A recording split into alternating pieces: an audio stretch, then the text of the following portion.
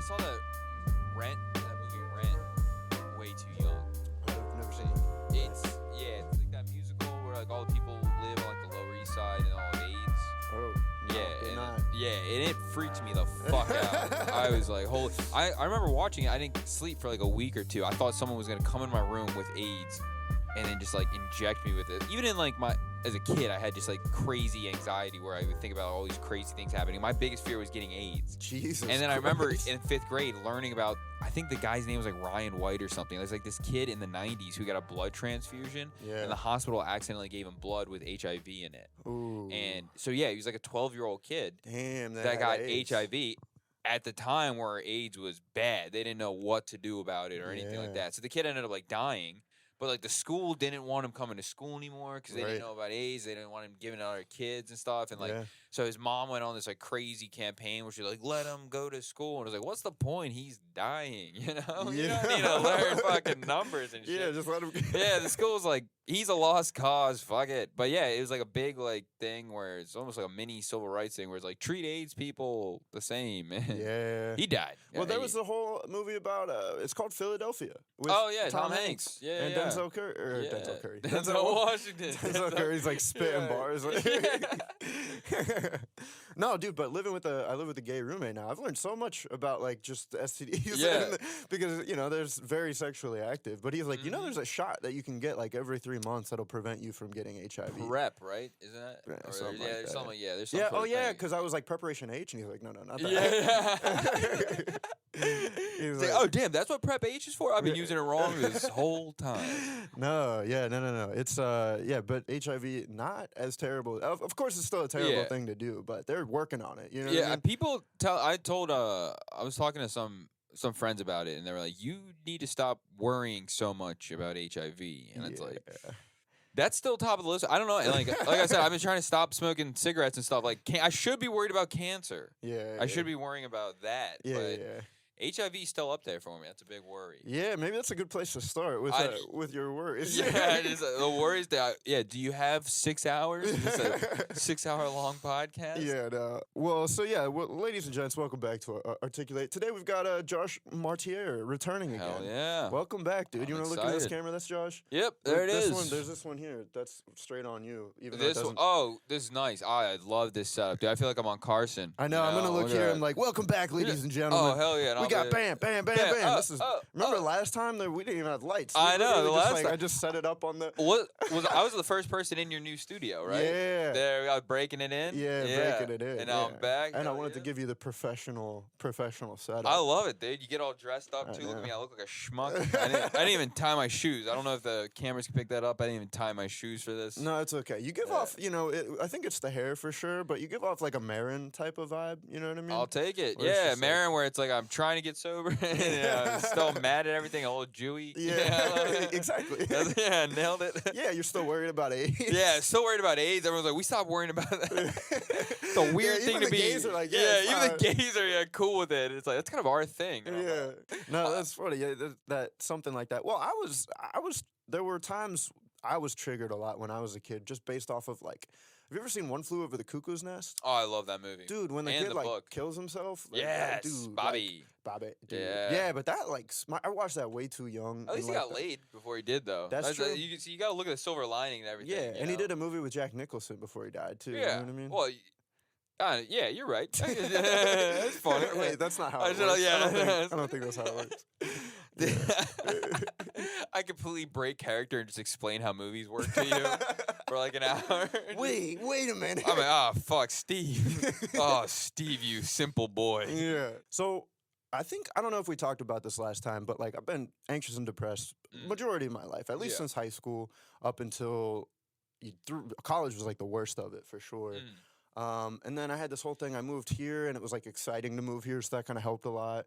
And then there was like a period of where it just became like it was like within my first year where my anxiety, like I was having panic attacks like weekly. Yeah. Or the other attack. I know there's like panic and anxiety. Yeah. There's like a little difference. I don't know what the exact difference. Yeah, panic attacks I think are mostly like you feel like panic attack, like you feel like you're dying, and it's like unexplainable. It's like very like hard to breathe. And like, personally, like when I like get like a real panic attack, is debilitating. It's like very hard to breathe, feel like you're dying. A lot of like symptoms of a heart attack and such. Anxiety attacks, when I get those, it's like I get lightheaded, and it almost feels like I'm kind of like not in this world, right? It's almost like you very feel out of it, or like glitchy, or like kind of like a second behind everything. And I feel lightheaded. And the thing I like to do, I gotta like touch something to kind of really balance myself, Right. Because I get like scared that I'm gonna pass out or something like that. Yeah. So that's kind of like an anxiety. Like I definitely put like panic attack real big. Anxiety attack, it's not like mandatory. It still sucks, but it's like that's one that's more frequent, and it's like, all right. Yeah. But I think the biggest thing is just kind of recognizing that's what's happening. Yeah, no, exactly. That's what. So I guess I started with the panic attacks where I thought I was gonna die. Yeah. That was when I would get like way too high. Yeah. And I like had to call my dad and be like, "Am I gonna die?" And he's like, "Why are you calling me?" And then he still holds it against me to this day. You know what I mean? Yeah. But yeah, then it must have just been anxiety attacks because it was just like an unexplainable, like urgent, like something bad is gonna happen now. You know what I mean? Like something bad is like very much about to happen, and I'm very, very scared about it. And it just like spirals and it gets worse. But when you realize it's just an anxiety attack or something, you're like, okay, if I have an anxiety attack, let me just like breathe into a bag. People used to do that. Nope, I haven't seen somebody breathe into a brown paper bag. I was working on a joke about that one too. About like before they knew about antidepressants, the only known cure for anxiety was a brown paper bag. Yeah. how Yeah, no. Exactly. Also, kind of like the worst way to deal with a very public anxiety attack is all of a sudden it's like having a big old sign. It's like, I'm freaking out right now. It's like, especially if you're high, you're worried that other people know that you're really high. Oh man, the thing about being like high though is like when that happens, it actually makes me feel a little bit better when I am like very stoned or something and I have an anxiety attack. I'm like, oh, there was like a reason for this to happen. Like you understand the cause, the correlation of it. Yeah. It fucking sucks when you're dead sober and all of a sudden there's this anxiety that bubbles up that's like deep down you didn't even know was there this whole time. Yeah. And then all of a sudden it comes up and you're like, oh fuck, I've been actually just like, dealing with this or suppressing it this whole time, and it fucking fought its way up there. Yeah. There's underlying shit that I needed. That's where it's kind of, it sucks. It's almost like there's work that I got to do here. If this shit is like, because like if you're stoned, it's like, all right, the main work I got to do here is probably smoke less weed. Yeah. You know? But when it happens and you're sober, you're like, fuck, something's broken in there. There's something I'm really freaked out about that I've either been ignoring or most likely just ignoring and suppressing. And What's the worst one that you've had? Oh man, I think the most memorable ones I had was like when I was I had some when I was like a kid. I'd say like I think I had one at like 12 and one at 15 that were just like so for the first panic attack I had, I think I was like 12 years old. I just remember like laying in bed as a kid, couldn't fall asleep, and I just had this like panic attack that I couldn't breathe, freaked out, and it was like when you're that young too, you don't know what the fuck it is. So you literally just think your body's shutting down. I remember just like kind of running into my parents' room, like waking up, being like, something's wrong. I don't know what it is. Something's wrong with me. I'm freaking out right now. And they didn't know it was a fucking panic attack. They're like, what, you think you saw a ghost or something? I was like, I can't explain it. I can't put words to what's happening, but I'm like freaking the fuck out. Right. And I remember that was real scary. And my parents weren't very helpful. Like probably my fault. I didn't explain it well to them. They're like, when you're a kid, it's hard to articulate that. And when you're a kid and your parents look at you freaking out, you're like, I can handle this. And they're also like, we got to go to work in the morning. What the fuck are you doing? And then I remember it happening again when I was like 15 or so. I had another similar one to that. And what do you think caused it when you were 12? Did you ever figure that out? I was such an anxious kid. Yeah. That like I was so anxious about it. I think it was probably just moving from elementary school to middle school. Oh yeah. And I went to like a middle school that like people would always joke around. They're like, that's a rougher middle school. Like I went to public school, like everything. Like that's a rougher one. Like people were starting to like do like when I was young, like 7th grade or so, everyone was like, a lot of people were starting to smoke pot and everything like that. Yeah. And, you're coming out of the DARE program. People are like, oh, drugs are bad. And as an anxious kid, you're like, drugs are terrible. And everyone's like, you should be trying drugs. And you're like, I don't want to do drugs. Like, I'm very anxious about that. I was so anxious about oh my, this is embarrassing to say. I was always anxious about people planting drugs on me. Oh, really? Because they would bring cops with dogs like through our school, Right. and like to check your lockers Yeah. for drugs and stuff. And then like I was always, my biggest fear was that somebody would try to ditch their drugs in my locker. Damn. And that And I then would you get caught with the drugs, and then it go on my record, and then my entire life I would just be permanent record. I'd be like a felon, and I'd never be able to get a job, and then I got to be like, oh my, that was just the way my brain would work. That's all the time. crazy. Just Even like, as a kid. as a kid, every day it was like. And this was elementary school?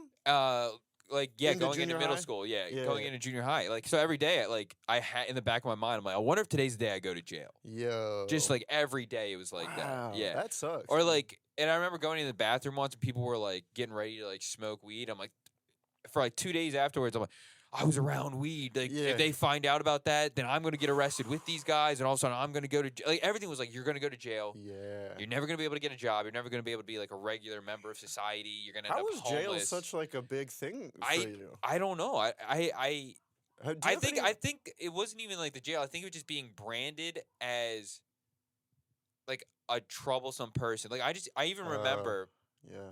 like when I went to kindergarten, my first year of kindergarten, like when I went in there, because I went to like preschool. I've been going to like preschool since like 3. So I was like, all right, Right. I'm going to kindergarten. This is a fresh start. My one goal is to not get timeout. I don't want Oh, to be put in wow. timeout. I want to be So just a timeout good was like person. a huge scary thing. That was for it you. wasn't like a scary thing. It was just like I knew that that's what happened to bad people. I didn't Okay. want to be labeled a bad person. I Wow. want to be seen as a good person. Yeah. So my first day Well, of so- kindergarten, Well, so your idea of bad and good, why do you think those were so inflated? I think that's just something. I think because when you're a kid, people put so much emphasis on like they're like say no to drugs, do this, play by the Yeah. rules. Were your There parents are really rules. strict? Yeah. Well, my mom's Indian. She comes from a bit more conservative culture. Okay. And then my father, he like kind of. My mom did more of the raising part, Okay. and I feel bad because like both worked full time. But my mom definitely took on more of that load of like raising us and everything. So yes, she was very strict. Yeah. Are Um, you are you Jewish at all? No, Oh, okay. no, Yeah, I not know you look because I know there's some sort of That would be- neuroticism that comes from Yeah. that, and then as well as that would be having, like, crazy. if my mother was an Indian Jew. Well, I was thinking your father's a Jew and then your mother's like a conservative Indian. That would obviously play a lot Yeah. into like both sides of being anxious and then also having high standards. You know. What I mean? Yeah, the high standards thing was real. My dad, Irish Catholic guy, but Catholic guilt. That his doesn't side of the family very anxious. My dad's a very anxious okay, guy. yeah. Everybody on his side of the family is very anxious. Like Mhm. a lot of them have to take daily medication for it. It's like so. I think I get a lot of my anxiety from them. Okay. Mom's side of the family all comes from India. There's not as much of like a first world mental health awareness to Yeah. things. So I'm sure there's issues there, but nobody's really diagnosed. It's more of like you got shit, push it down, don't talk about it. Damn. Like, fucking be normal. Yeah. So So your first day in kindergarten. my first day in kindergarten was everybody else's like 4th day.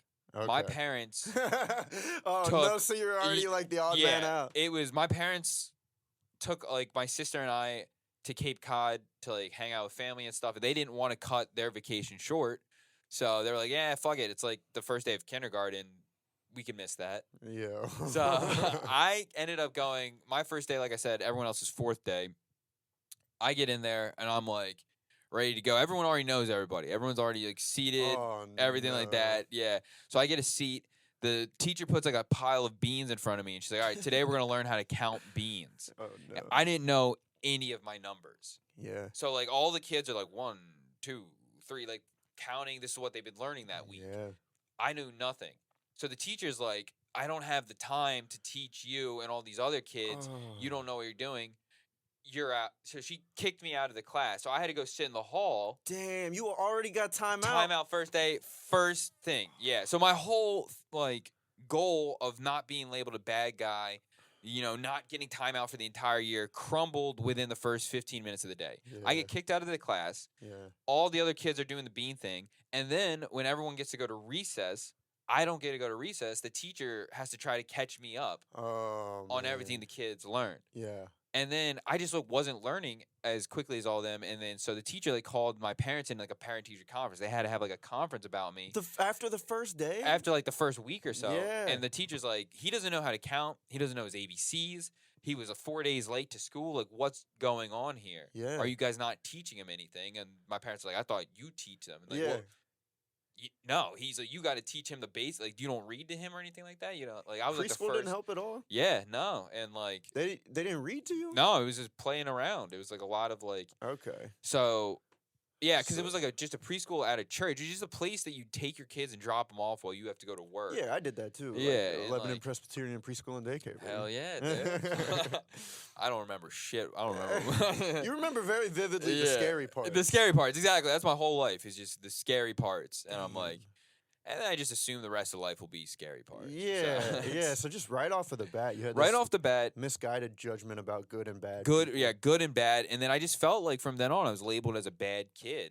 Yeah. And then I guess that kind of like internally stuck with me a little bit, but then I would. But here's the thing: what I did also hear from that is that you got to play a lot before then. Yeah. So I still see that, like, you still want to play. I am playful. Yeah, I did. I did a to lot of play, playing, and I met a lot. I'm easy. I'm good at meeting people. Yeah. Good at making friends right off the bat. Like I've Right. always been good at that. Yeah. And it wasn't like I wasn't like a dumb. Like the funny thing about it was they almost held me back in kindergarten because I didn't know how to read or write or anything like that. Right. By the time I got to first grade, they gave me like an IQ test and then put me in like those special classes because like they found out like I got fucking Albert Einstein brain. Dude. Oh, like, shit. So like I had a high IQ and they're like this kid's actually kind of smart. Like once I learned how to read, I was doing it quickly. I caught on.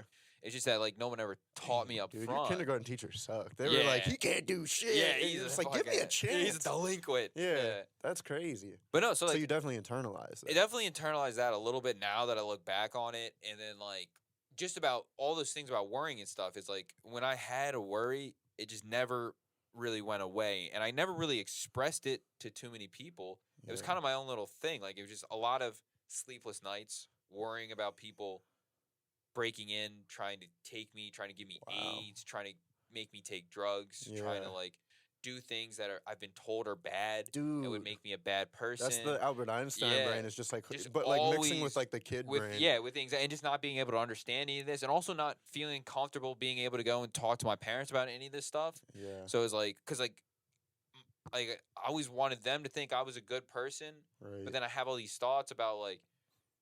I don't know. It says like I don't want to disappoint anybody, things like that. Well, so and I think that comes from a little bit of the Catholic guilt as well, because you're taught like any bad thoughts. Well, I wasn't raised Catholic at all. My dad, by the time that I came around, was very old because his dad was crazy about like the church and everything. Okay. So my dad was very much. I wasn't raised with any sort of religion. My mom was Hindu. She would take my sister and I to temple for like the big holidays, just kind of give us exposure to that culture. Yeah.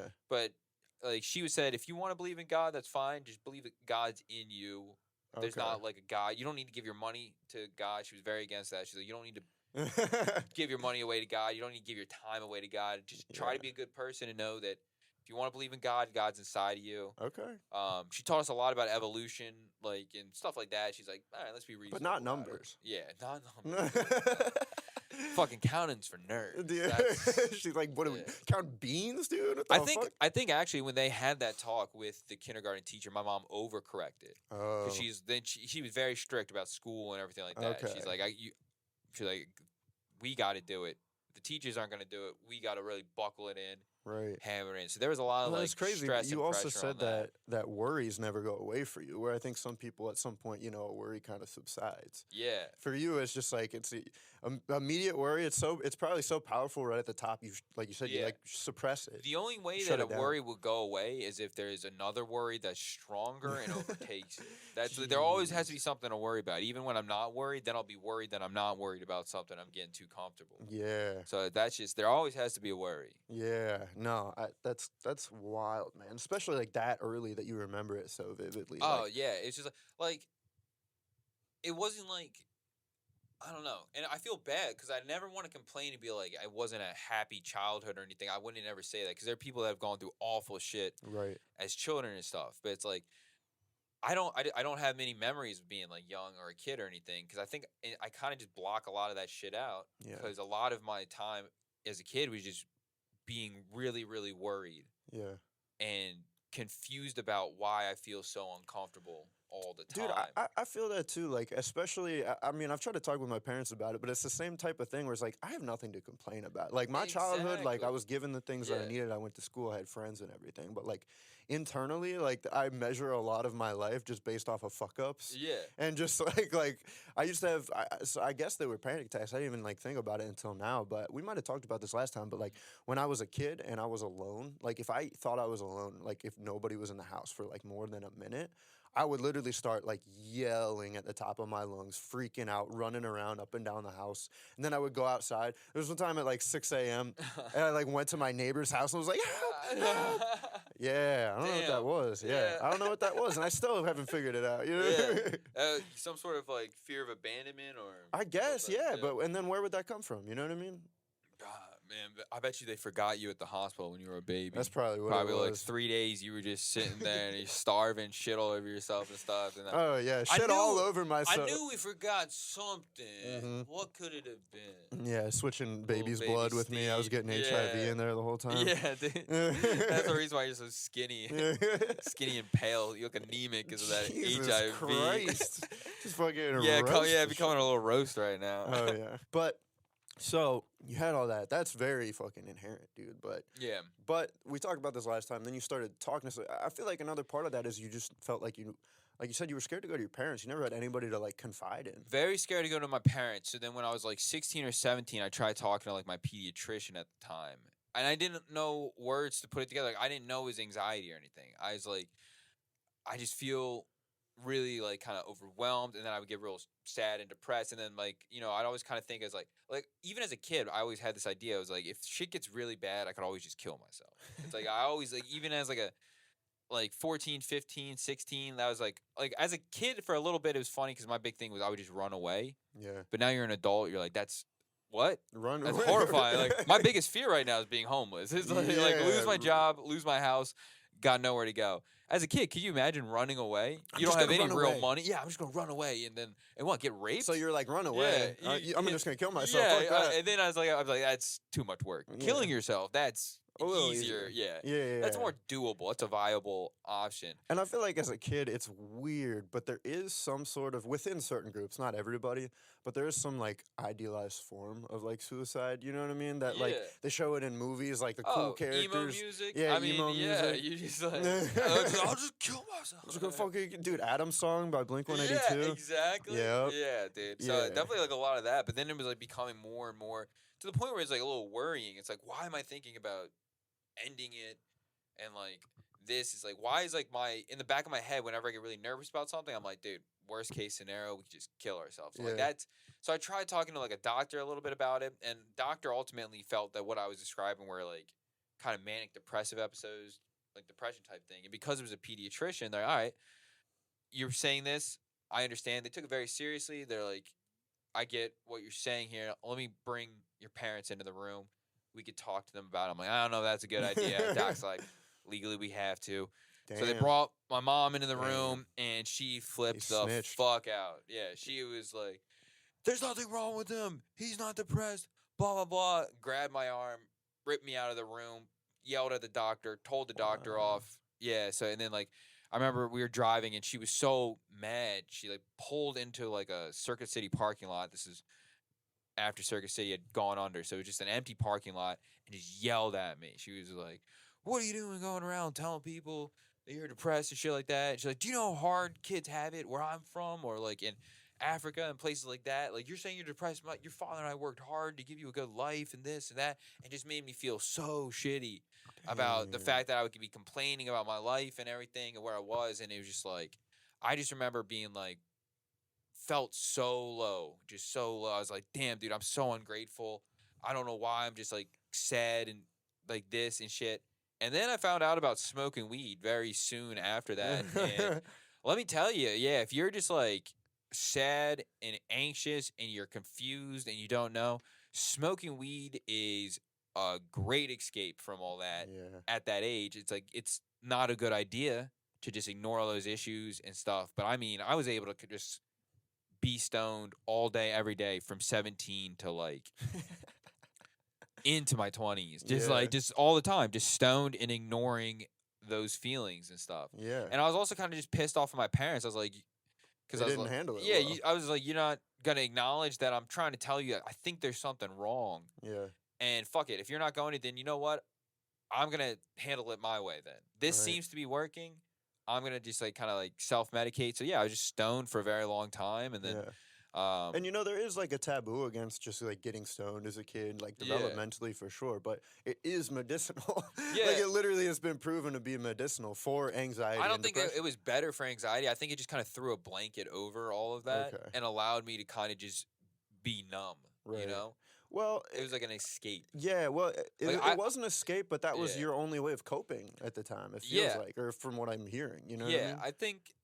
Yeah, no, definitely. It was just I Because think like you even went to like a like a psychiatrist or a pediatrician and like talked about it and then tried to go to your parents and then so I mean like that's usually what you're supposed to do. Like if you're a kid now, Yeah. especially like in today's like everybody's trying to accept all the sadness and depression or whatever. If you're a kid and you're feeling those thoughts, even if you're privileged, you are. The first thing you should do is go to your parents or go to your therapist or go to like an adult about it. And you did, and those things. And that is actually pretty because I never really thought about it, but yeah, it's like I guess there was a little bit more of a stigma. I don't ever want to be that guy that was like back in my day. Yeah, you know, we're getting that age, dude. It's crazy. Oh, We're only 20. I'm only like about to turn 25, Oh, man. and I'm already like hanging around like 18-year-olds. I'm like, damn, I'm dude. out of it. Dude. Yeah, we're gonna be able to. Fuck, our comedy sets soon are just gonna be like when I was a kid. God, kill me. Yeah. That becomes my act. Kill me. Jesus. No. I will, but it's fine.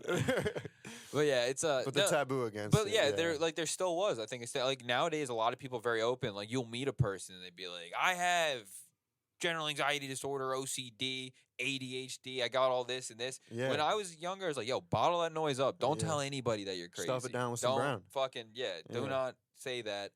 Especially don't even say that to your parents. Turns out they'll yell at you. Yeah. You know? So it's like people used to get lobotomies for shit like that. So like it was just a very taboo thing. And I remember when my one buddy, like when I was like 19 and I was like losing a lot of weight and everything and like really kind of having like probably one of like, the most anxious points of my life, like having like a nervous breakdown.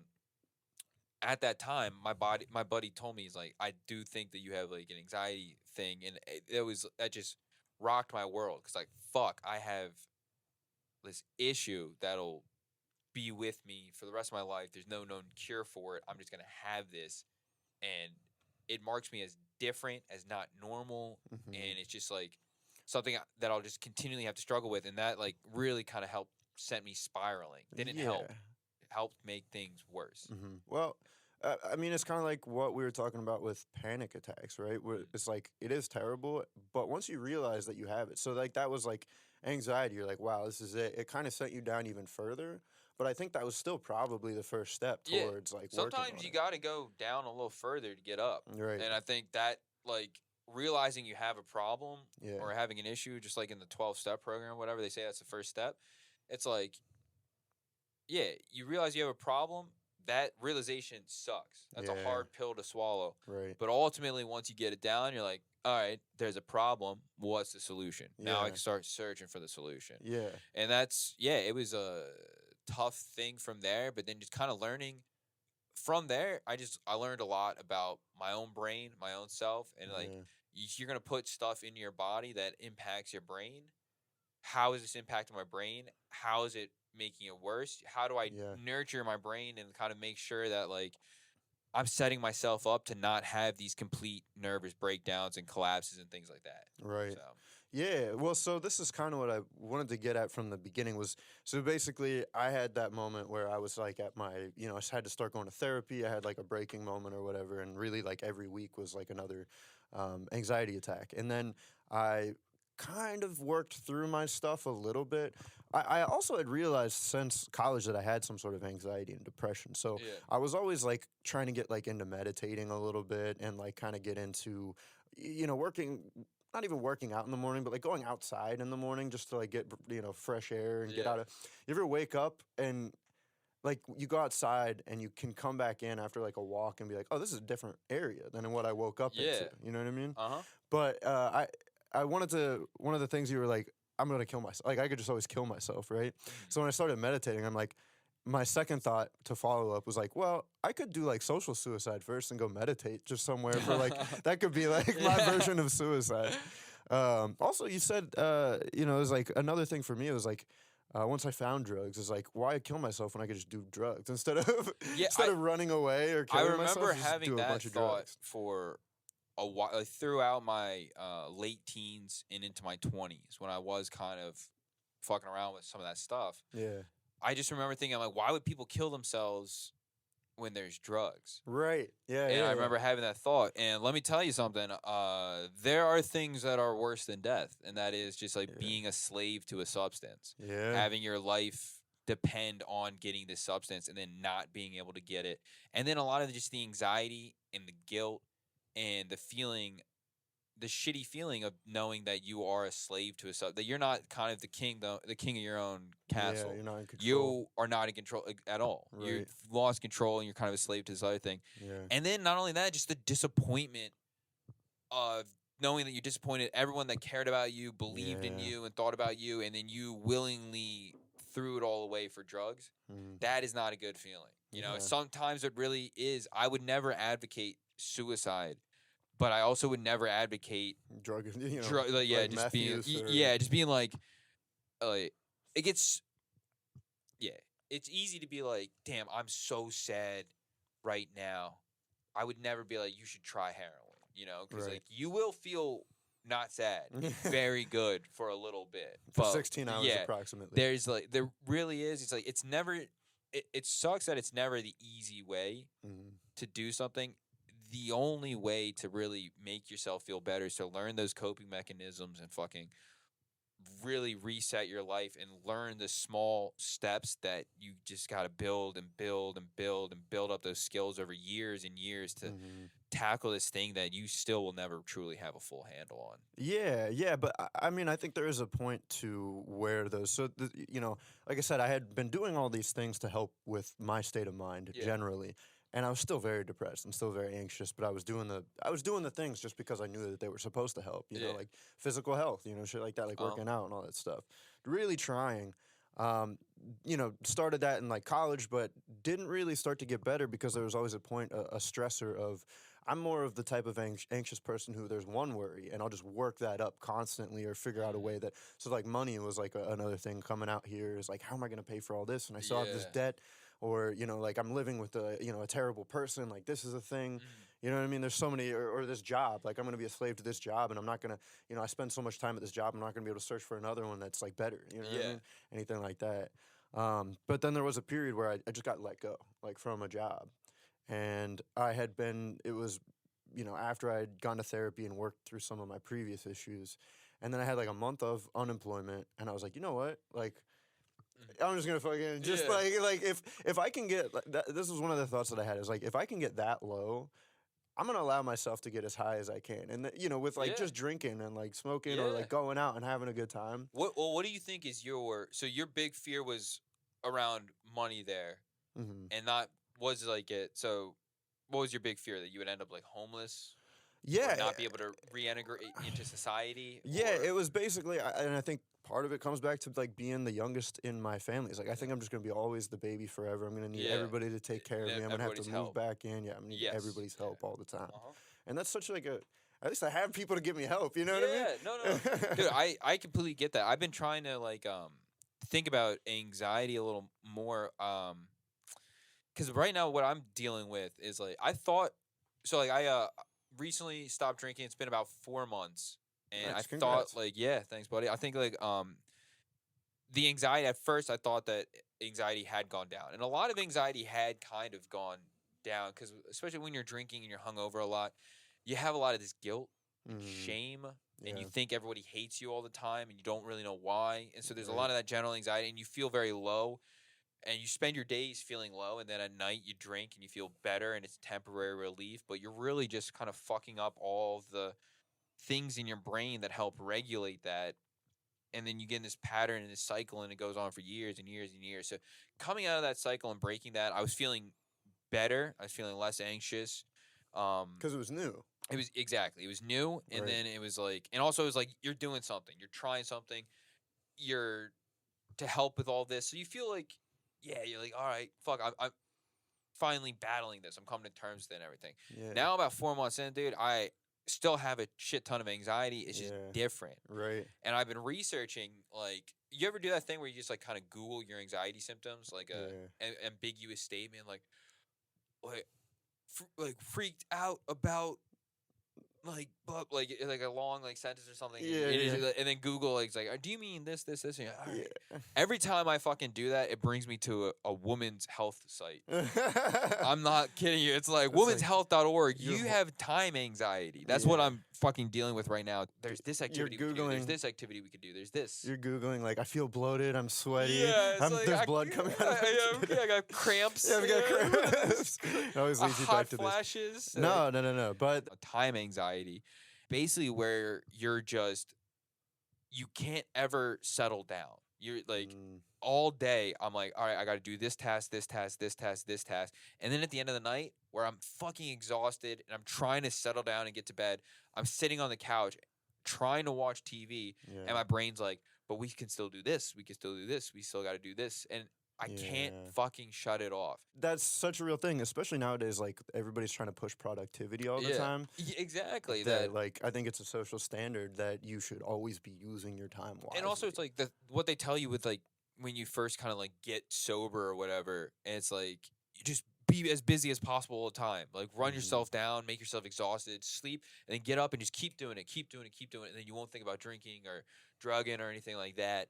So it's like, all right, I'm just gonna be super busy. But then it got me into this like mentality where it's like, I always have to be doing something or else I'm gonna start drinking and this, which just made me feel fucking insane. Right. Like, just insane all the time. And well, you filled basically an addiction with another addiction of doing. Of productivity. And you're like, but eventually you kind of run out of task, and well, there's always things to like be working on, but it's just like draining. You're like, I fucking want to just lay down and drink 6 beers and not think about anything. All of those things. That's the great thing about drinking. Yeah. You have a couple of drinks and it just feels like somebody took the weight of the world off your shoulders for a brief fucking second. Yeah. And then without that, if you don't have something like that, you're just like, you feel that weight all the time. And so I was like really struggling with that. And one thing that kind of helped me out was just realizing you're gonna die.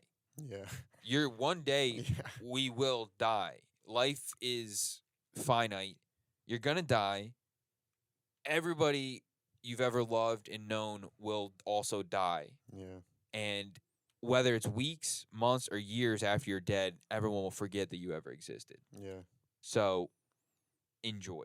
Yeah. Life is finite.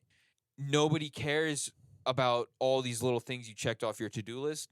At the end of the day, nobody's going to give a shit that you worked 40 hours a week or 90 hours a week. Nobody's going to care that you had $10 in the bank or 10 mil in the bank. Right. You're going to die. Everyone's going to forget about you. You're not going to be on your deathbed being like, I wish I worked more hours. I wish I went out for that promotion. I wish I did this. Maybe you're like, you know, I wish I would have worked harder to try to be the GM of a baseball team. I love baseball. I wish I always did that as opposed to being an accountant. Maybe that's a regret. But at the end of the day, it's like, fuck, dude. Just figure out what it is that you like doing. Yeah. And try to do that as much as possible. Right. You know? Yeah. Yeah, definitely, man. That was, I mean, again, like one of the initial thoughts that I think that you have a lot when you're anxious or depressed is, I could just kill myself. Like, well, it's kind of funny, you know what I mean? And like half of it is jokingly, the fact that that's like a knee-jerk reaction. So like over the years, like I said, I was like, first it was like, well, how about I do drugs instead? It was like, oh, how about I do social suicide instead? One of the last big responses to that I think actually helped me last year when I was having that episode was like, it was like, I could kill myself, but then it was like, I'm gonna die eventually. You know what I mean? Yeah, it's what's the rush? What's the rush? Yeah, exactly. Like, it's, you know, it's gonna happen. Skip over the rest of the race and go right to the finish line? Yeah, if I hate myself, it's like, well, it's gonna end at some point. You're gonna die. Yeah. Whether you have money in the bank or no money in the bank, we all die. Right. Yeah. So, like, having that idea, like, that thought that, like, okay, it's gonna happen. Like, it's almost like a reassurance. Like, it's gonna happen. Like, when you're down and you want to die, you're like, well, it will. I'm gonna die. Like, don't sweat your pretty little head. It'll happen. Yeah. All right. You'll get the grand prize at the end. Right. Don't worry. You'll get your climax, Yeah. dude. You'll bust all over the Yeah, fucking universe, dude. exactly. Listen, we're all coming Yeah. at the end. Yeah. All right. But so then I was happy for like 8 months to a year, which was like Hell yeah. the That's a longest good stretch I'd ever had. Yeah, Yeah. longest stretch I'd ever had. Great. It was awesome. And then I started feeling it again. I started feeling, the thing. So I'm like, all right, let me recenter a little bit. Let me get back into some of the hobbies and activities. Because when I was happy, I was like, oh, I don't need to journal. I don't need to meditate. You know what I mean? I don't need to do any of this. Fucking beat it. Yeah, I'm just like happy, Yeah. dude. Yeah. Hell yeah. And so What am I going to write in my journal? Dear journal, thumbs up. Everything's great. Yeah. Yeah. Feeling good today. Killed it. Yeah. yeah. But I did realize I was just leaning into the productivity thing and just kind of going hand into the productivity thing. And I think that there is a part of you that likes those successes and makes you feel better. Mm-hmm. But then it just becomes too much, like you said. So trying to recenter has been this process for me has been so hard. Yeah. Because I'll be like, I don't know. I'll like take a sip of my third coffee. I don't know why I'm not being recentered. Hit the nicotine. You know what I mean? Yeah. I'm on like Adderall. I was like, I don't know why I feel so not you know what I mean? I'm doing productive. Being productive. Yeah, being productive. I think it's also kind of like a just addictive personality sort of thing too. You get addicted to checking things off the to-do list, and then when you feel like you're not checking things off, or when checking things off doesn't give you the dopamine rush that it used to, you're like, why the fuck isn't this working anymore? And then you feel fucking crazy. Yeah. So so that's what actually having a little background in like meditation and spirituality. I don't know how much of it I believe, but a big part of that is just being comfortable with silence. Yeah. And Anna Gallagher actually like a bit where she's like, yeah, I've been trying to listen to silence more. I don't know if you remember that. That's a good one, though. Yeah. But like listening to silence and actually being comfortable, because like you said, so what I do now when you're thinking like, I don't want to be productive, but I don't want to drink 6 beers to not feel like I need to be productive. It's like, okay, what can I do that's kind of productive but doesn't feel like it's making me productive? Yeah. Read a book. You know what I mean? I love reading. No, reading's huge. But what I've been doing is when I get that overwhelming feeling at the end of the night, it's like meditation. I'll just really focus on my breathing. Yeah. And just try to just zone everything out and focus on breathing. Yeah. And then just knowing it's like, you will die. You're going to die. Just, you don't need to fucking clean out your fridge right now. Right. You don't need to vacuum, or it's midnight on a Wednesday. Don't vacuum. Don't vacuum. You have neighbors. They will hate you. You don't need to do that right now. Right. It's like you can just sit and enjoy. Tomorrow will come and you'll have a brand new to-do list of things to do, and you won't get all of them done, and then they'll go over to the next day, and you're gonna have you things. have infinite time to do most of the things that you want to do. And if you don't get to it, here's the other thing is like kind of learned with like podcasting. It was like where I don't put out an episode for a week or something. It's like nobody's waiting for me to do it. You know, when's that next articulate? I'm waiting, Steve. Dude, I'm fucking waiting. Okay. No, but like with your I hate when you go inarticulate. No, but like with the to-do list, it's like, all right, the vacuuming didn't happen for a week. I live a little dirtier for a week. Yeah. You know what I mean? Well, a lot of it too is like it comes back to comedy as well. I think comedy is a huge source of anxiety, which, a hobby is supposed to be like, like you're supposed to get fun out of it, Right. but also there's a lot of like competitiveness to it, especially as you see your peers doing well and stuff, and you're like, am I not grinding enough? I need to be working harder. The only way I'm going to get better at this is if I'm working harder and writing more and performing more and trying to hit 3 mics a night and do this and stuff. And it's like, yeah, maybe. But also at the end of the day, you got to understand a lot of things are just kind of like a lot of like some of the better shows I've ever done have come from just lucky breaks. Right. Or somebody happens to see me at a show and they're like, hey, I liked that set.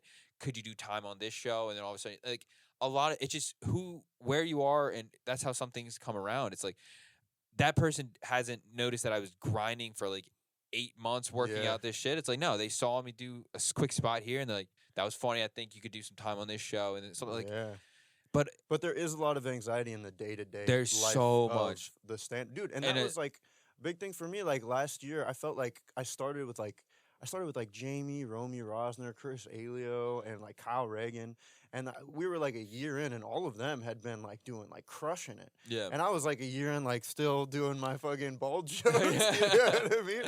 And so like there was a point where it's like, dude, I'm like that was when I was at my lowest, like right before I quit, like got laid off, and like it was just like going to quit was such like a big. I was like, I don't want to quit, but I can't keep up with these guys. You know what I mean? Yeah. And so like the idea of like just like that conflict was so big in my mind, and then like like quitting, not being productive towards like creative things that you love. You know what I mean? It just like understanding that something I said because I stopped acting recently to come back to stand up. Something that my sister said to me recently because I was kind of having a bigger conflict about it again. But like with that in my pocket, like leaving stand up the first time, it was a lot easier for me to cope. She's like, listen, these things. Technically, of course, you see them as like long-term investments or like long-term careers or whatever. But technically, until they're a career, they are a hobby. You know what I mean? Yeah. And so if you're not enjoying it, then you don't like. There's no obligation. I love that. Yeah, there's literally no obligation. If you're not enjoying it, just don't do it anymore. Because if you really love it, you'll come back to it. Like with stand-up, it's like if you really want to do it, take a break. And of course, you're gonna backpedal, and you know what I mean. Like people always recommend not doing that, but it's not about like. If you enjoy it, do it because you enjoy it, not because you feel like you should be doing it. I've heard James say that too. He's like, if you're not feeling any joy doing stand up at all, then just take a break. Yeah. He didn't say quit. He's like, take a break. Yeah.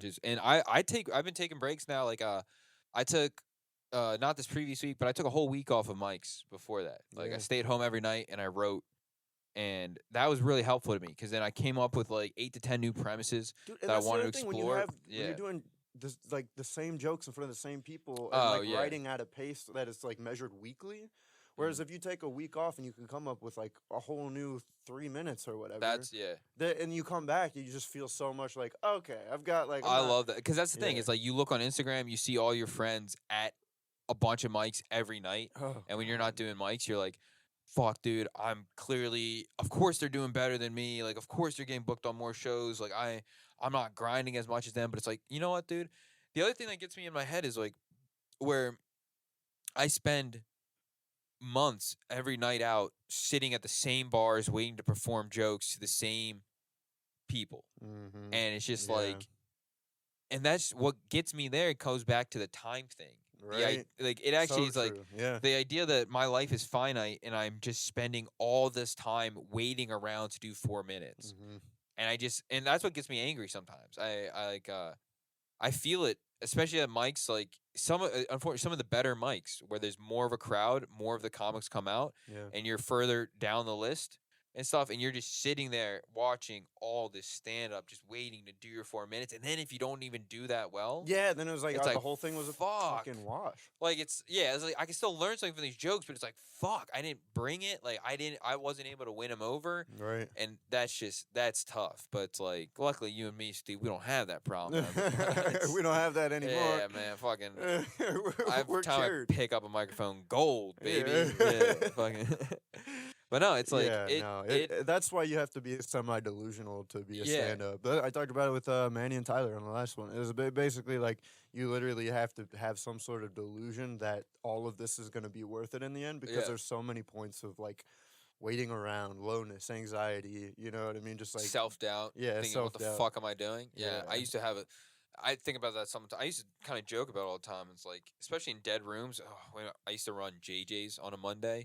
I remember just looking out a bunch of people, and they would look at you like, I don't want to be here at all. This is miserable, giving you no laughs. And I remember just like I was like, I used to have a fucking life. I used to go out drinking and go on dates and hang out with people and go out on Thursday nights. And now I'm just waiting around to do comedy to people that don't want to hear it. But it's like, at the end of the day, it's a challenge, and I like the challenge, and I love it. So when I took my break, I took way longer than a week off, right? But I was doing acting class, so I was still getting on stage twice a week for 5 to 10 minutes. And how'd you like that?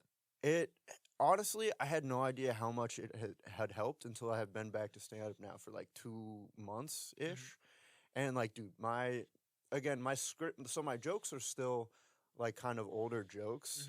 But what I learned through acting was like, even if it's a shitty script, you have to bring the emotional performance. Yeah, you gotta sell it. Right. Yeah. So from what I've learned with stand up is like you have to work with what you got. So even if you're working with shitty jokes, you can still bring like an emotion to them and bring an emotional perspective to the jokes. And you can do emotional prep before you get on stage. Whereas like you're depressed, everybody else is depressed. It's like how are you going to bring any excitement to a joke where you're supposed to be excited about something at the premise and then it like you flip it or whatever, right? It's like how do I do that? So you literally have to part of acting was sitting in a room for 2 minutes before you go up on stage and just emotionally prepping yourself through either getting yourself excited like imagining an exciting scenario, imagining if you're supposed to be sad for a joke, imagining like a sad scenario or something like that, and then like bringing that on stage. So like coming back is like, yes, I'm still working with maybe not the greatest of jokes, but I've felt like my stage presence has like exponentially increased. That's from awesome. where it was. And I think that'll also allow you to just be looser with those jokes, which is something that I've like about a year and a half into it now is what I'm really trying to do. I got a lot of jokes where I know what the idea of the joke is and why I think it's funny. And then I kind of will write the joke out in my notebook. And then when it's a newer joke, I think because I'm anxious about it and getting lost in the joke and missing tags and stuff, I want to kind of try to do it by the book. Right. That's not how a good joke. I feel like you just gotta be loose with it. It's got to be natural. Really, yeah, really just let it fly, let it rip. Listen back to the recording, try to figure out what worked, but then just not over think it too much. Yeah. And I think that's one of the good thing about sometimes putting jokes on ice and then coming back to them is just like not only do you have a different perspective of it, but it's like, all right, now I can just have fun with it, be real loose with it, and really try to just ham it up there if that's what it needs, or if it needs more of like a deadpan delivery, you can work on that as well. But yeah. Well, again, bringing it back to part of acting is you're watching a scene of people trying to experience something emotionally. And so what they hammered into us at class was make it real. So like get your emotional perspective on all these things. Forget the script. Like it was not about the words at all. Yeah. So you go up there and you just like have a real emotional connection with the person on stage and just do the lines and make it feel like you're really experiencing the things that you're saying. And then if you miss, a line or two, we would get like 85% of the words and be like, hey, work on those words, but that was a great scene. You know what I mean? Yeah. So with a joke, you have so many tags and so many things, but if you can make it feel real and hit like the main emotional points that you're trying to make, then it's like, you can, like you said, you can just come back and you just come back and make it feel more real the next time, Hell Yeah. That's good stuff. So that's how you work out your anxiety. That's Put anxiety into you're all jokes. cured. Yeah. You all owe me $80 for that last hour. Yeah. I do not take Aetna. Aetna? That's the one I have. That's funny. They don't take that for some. Anyways, no, but last time you came on, you were still kind of in the thick of it. It felt like you were able to still articulate a lot of what you were going through and that you needed to pull back. And it seems like this time you've actually applied a lot of those things into your thought processes. Yeah, working on it. The biggest thing was just taking a break from drinking. So I don't know if I'm done with it forever. I'm not saying that. It's like stand up. It's just like taking a break from drinking. Yeah, just a little bit. This is my longest break from anything. But I originally wanted to do because everyone at first kept asking me like the first couple. Because I think also I had a little bit of a image of just like the person that would drink a lot. And so I think a lot of people were like, when I first came in, I was like, yeah, I'm not drinking and everything. But, oh, what? Yeah. And they're like, how long is this going to last? Let's see this. And then and I'd always say every now and then, like, yeah, I'm not drinking tonight, not doing this. And then either be drinking that night or the next night. So I think, and everyone's like, all right, how long are you doing it? How long are you doing that? People keep asking me. I was like, I didn't have a timeline in mind. And so afterwards, I just started saying 90 days because I was like, all right, 90 days. I'm going to see if I can do 90 days.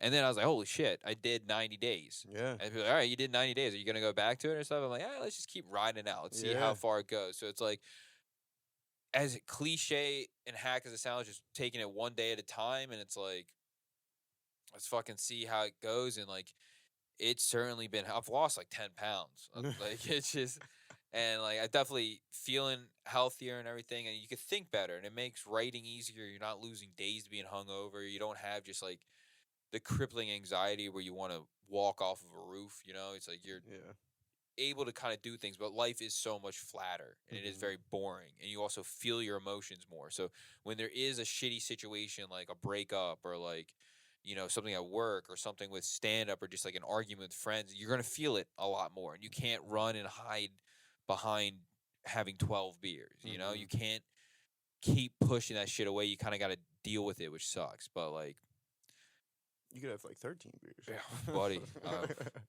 No, boy, have I. No, but trust me. I mean, there's a lot of quotes, a lot of people that talk about when they get older, they don't feel emotion as much. And I think it's important to, like you said, while it is intense, while you're feeling it, I think there's a point where that's important because you might not be able to feel those emotions. It's super important. I think feeling emotions is a very important thing. It's very new to me right now, and so it's still very discombobulating because I think I have been running away from it for such a long time. And I do still smoke weed, and every now and then will take the easy way out to avoid feeling and thinking things, smoke weed still, which is something like that I basically started doing as a teenager to kind of ignore all those confusing emotions and such before I even could put a label on anxiety. So yeah, I still have some of those things to work through, but you're working on it. Yeah, and exactly. If you want to cry, I wish I could. I can't. I can't. I'm not good at crying. I haven't cried in a while. I can't do it. You can't do it. I don't know what the fuck's wrong with me. I tried, dude. I've tried sitting there and just really like, all right, let's fucking just let it all out. Let's think about some of these crazy things, and then